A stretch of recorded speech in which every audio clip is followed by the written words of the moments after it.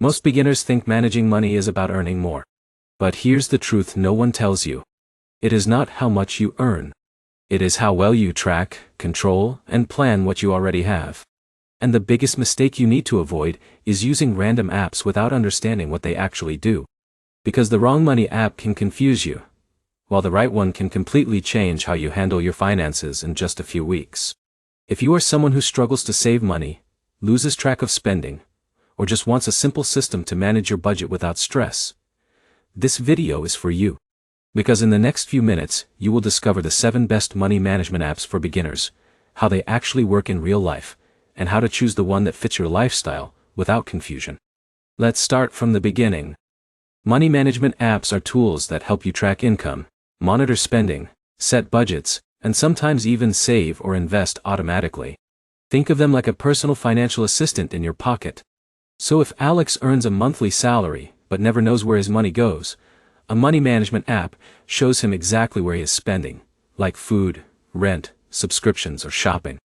Now here's where it gets interesting. Most people already know they should budget, but they fail because manual budgeting is too hard to maintain.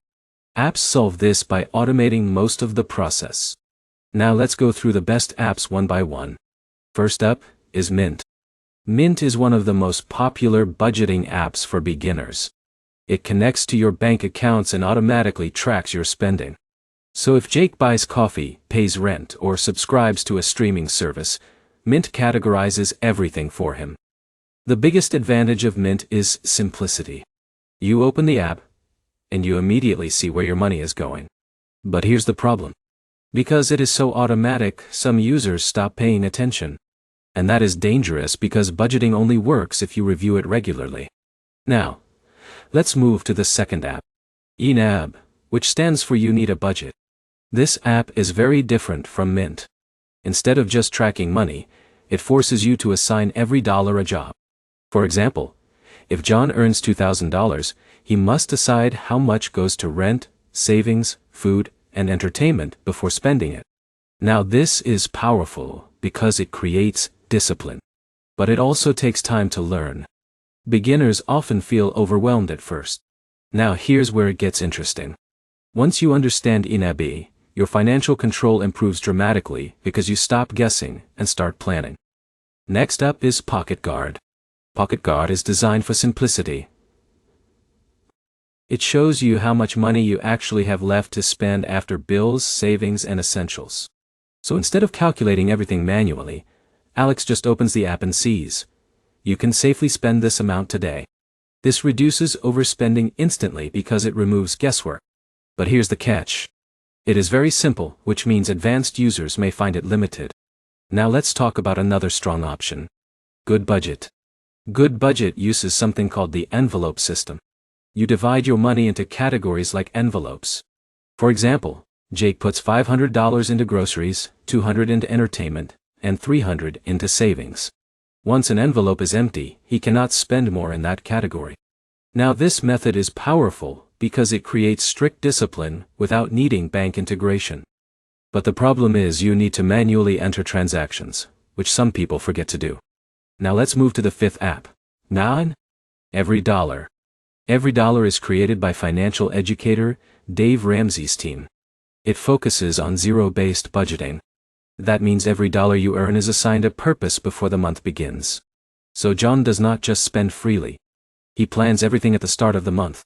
Now here's where it gets interesting. This method works extremely well for people who want complete control, but it requires consistency every month. Now, let's talk about another popular app. Personal Capital, now known as Empower.